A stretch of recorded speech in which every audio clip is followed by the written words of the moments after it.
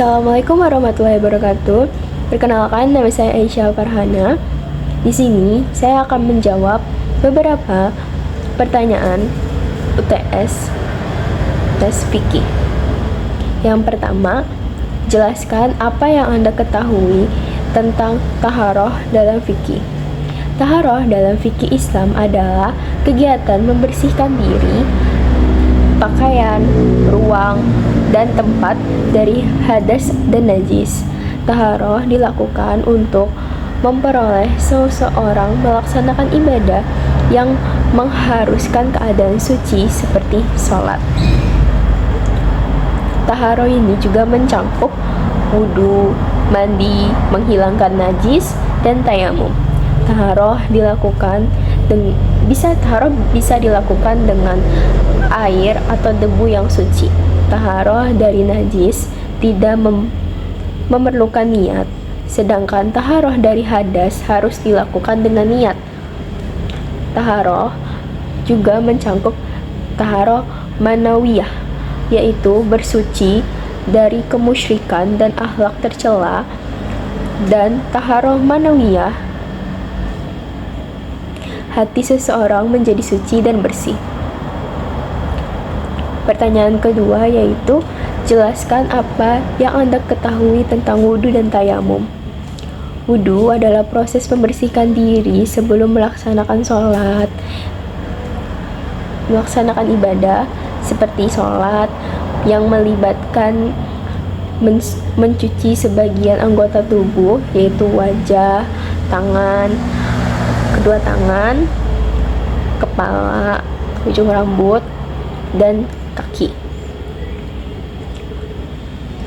Wudhu diperlukan untuk memastikan kesucian dan kesahan sebuah ibadah. Tayamum adalah pengganti wudhu atau mandi ketika air tidak tersedia atau penggunaannya membahayakan kesehatan. Tayamum dilakukan dengan cara mengusap wajah dan tangan menggunakan debu dan atau tanah yang suci. Keduanya memiliki tujuan untuk mencapai kesucian sebelum beribadah. Pertanyaan ketiga yaitu, air yang telah digunakan untuk berwudu maupun mandi junub disebut dan jelaskan maksudnya. Di sini saya akan menjelaskan secara singkat. Air yang telah digunakan untuk berwudu atau mandi junub disebut dengan air mustakmal. Maksudnya, air ini dianggap telah digunakan untuk tujuan tertentu dan tidak dapat digunakan lagi untuk bersuci. Dalam fikih, air mustakmal dianggap tidak suci, sehingga penggunaan untuk ibadah atau bersuci lainnya tidak diperbolehkan. Namun, air ini masih bisa bermanfaat untuk keperluan lain yang tidak terkait dengan ibadah. Kita lanjut ke pertanyaan keempat, yaitu berapakah jumlah air 2 kulah dalam liter? Apa yang bisa Anda jelaskan tentang air 2 kulah tersebut? Saya bakal menjelaskan secara singkat. Dalam konteks fikih, air 2 kulah ini sekitar 23 liter dianggap sebagai batas minimal untuk air yang suci dan mensucikan. Dalam beberapa mazhab, air ini cukup untuk keperluan bersuci seperti wudhu dan mandi junub. Ada beberapa prinsip penting terkait air dalam fikih. Yang pertama itu pasti kebersihan. Air yang mencapai jumlah ini dianggap cukup untuk menghilangkan hadas dan najis asalkan air tersebut tidak tercemar. Yang kedua, jenis air tersebut. Air ini biasanya merujuk pada air mutlak. Maksudnya tuh air yang tidak tercampur dengan zat lain yang dapat digunakan untuk ibadah.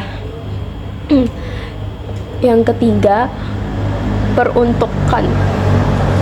Dalam fikih ada perbedaan pendapat mengenai penggunaan air, seperti apakah air dapat digunakan untuk membersihkan najis, tergantung pada jumlah dan sifat air tersebut. Secara keseluruhan, air dua kulah memiliki relevansi penting dalam memastikan kesucian dalam praktik ibadah. Pertanyaan kelima, jelaskan apa yang Anda ketahui tentang istinja. Seseorang muslim boleh beristinja dengan apa saja. Di sini saya akan menjelaskan secara singkat. Istinja adalah praktik membersihkan diri setelah membuang air besar atau air kecil dalam Islam. Tujuannya adalah menjaga kebersihan dan kesucian sebelum melakukan ibadah. Seorang muslim boleh beristinja dengan berbagai cara, namun ada beberapa cara yang paling umum. Yang pertama itu air. Melakukan cara yang paling dianjurkan, air digunakan untuk membersihkan area yang terkena najis.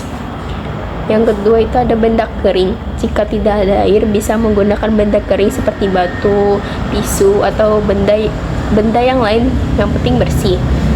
Selama dapat menghilangkan najis, dalam hal ini minimal harus menggunakan 3 kali usapan.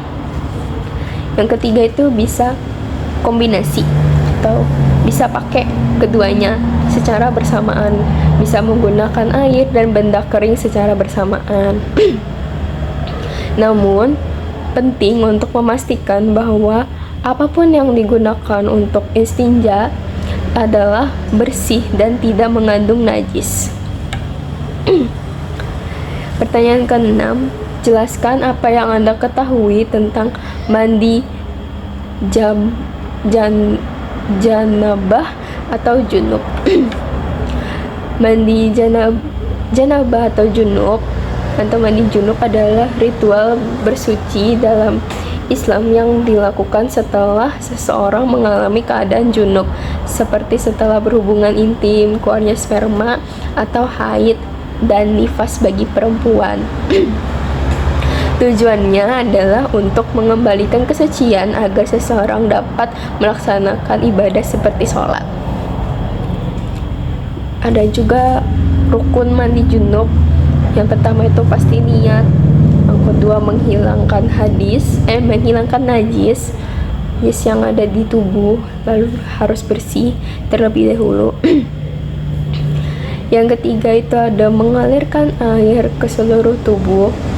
Air ini harus mengenai seluruh tubuh termasuk bagian tersembunyi. Sini juga ada cara mandi junub. Niat. Pertama tuh niat dalam hati. Bersihkan tubuh dari najis jika ada. Menyiram air ke seluruh tubuh mulai dari kepala lalu badan dan pastikan semua bagian terkena air. Mandi junub adalah syarat untuk melaksanakan ibadah tertentu, dan melakukannya dengan benar sangat penting dalam praktik keagamaan. Pertanyaan ke-7, jelaskan apa yang Anda ketahui tentang sholat fardu. Jadi saya akan menjelaskan secara singkat. Sholat fardu adalah sholat ibadah yang wajib dilakukan oleh setiap muslim. Terdapat 5 waktu sholat fardu yang harus dilakukan setiap hari, yaitu sholat subuh, sholat zuhur, sholat asar, sholat maghrib, sholat isya. Sholat fardu ini bersifat wajib. Sholat fardu adalah kewajiban yang harus dilakukan oleh setiap muslim yang sudah balik dan berakal. Syarat dan rukun sholat fardu, terdapat syarat seperti bersuci dan rukun seperti niat dan gerakan yang harus dipenuhi.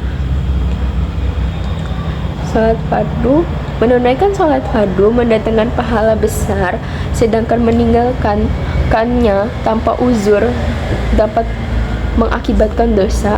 Sholat fardu merupakan tiang agama dan salah satu bentuk pengabdian kepada Allah Subhanahu wa Ta'ala serta cara untuk mendekatkan diri kepadanya. Pertanyaan ke-8 yaitu jelaskan apa itu rukun qauli dan sebutkan. Rukun qauli adalah bagian dari rukun sholat yang berkait dengan ucapan. Rukun ini mencangkup segala bacaan yang diucapkan selama sholat. Rukun qauli harus dilaksanakan dengan benar agar sholat dianggap sah. Rukun qauli dalam sholat itu niat dalam hati, diucapkan dalam hati untuk melaksanakan sholat tertentu. Takbiratul ihram, baca Al-Fatihah, baca surat pendek, tasyahud. Lalu yang keenam itu ada salam. Kita masuk ke pertanyaan yang ke-9. Ini pertanyaan terakhir. Jelaskan apa yang Anda ketahui tentang sholat qashar dan jamak. Sholat qashar dan jamak adalah dua bentuk keringanan dalam sholat yang diperbolehkan dalam situasi tertentu, terutama saat dalam perjalanan. Sholat qashar itu meringkas jumlah rakaat sholat fardu. Ketentuannya itu dia ada sholat zuhur, asar, dan isya. Rakaatnya yang biasanya itu 4 lalu dikurangi menjadi 2. Misalnya sholat zuhur yang tadinya 4 rakaat menjadi 2 rakaat. Syaratnya biasanya dilakukan saat dalam perjalanan atau safar dan perjalanan tersebut memenuhi syarat jarak tertentu, umumnya sekitar 48 mil atau 77 km. Lanjut ke sholat jamak. Pengertian sholat jamak adalah menggabungkan dua sholat dalam satu waktu. Ketentuannya itu diterapkan pada sholat zuhur dengan asar atau maghrib dengan isya. Jadi cuma 2. Caranya itu ada 2. Ada jamak takdim, melaksanakan sholat lebih awal pada waktunya, misalnya zuhur dan asar dilakukan pada waktu zuhur salat. Terus yang kedua itu ada jamak takhir, melaksanakan sholat yang lebih akhir pada waktunya, misalnya zuhur dan asar dilakukan di waktu asar. Syaratnya biasanya dilakukan saat perjalanan atau keadaan tertentu yang menyulitkan untuk melaksanakan sholat tepat waktu. Kedua bentuk ini merupakan keringanan yang diberikan Allah SWT untuk memudahkan umatnya dalam melaksanakan ibadah, terutama dalam kesulitan atau dalam perjalanan.